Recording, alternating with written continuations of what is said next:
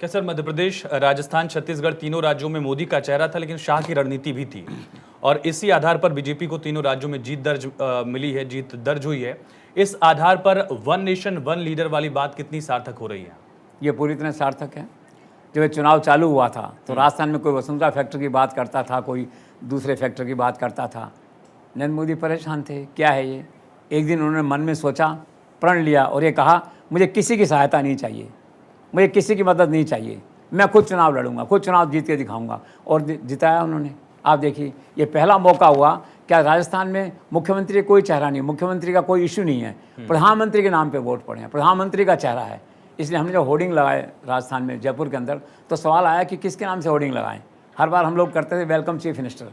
अब की देखा चीफ मिनिस्टर कौन है, तो बहुत गहराई से देखा तो हर वोट मोदी के नाम पे पड़ा है, हर सीट मोदी के नाम से जीती गई है। तो चीफ मिनिस्टर भी नरेंद्र मोदी है, प्राइम मिनिस्टर भी नरेंद्र मोदी है। तो हमने होर्डिंग लगाया वहाँ पे, one leader one nation, the winner करके। तो ये परिवर्तन है और ये सभी राज्यों में हुआ है, खाली राजस्थान में नहीं हुआ है।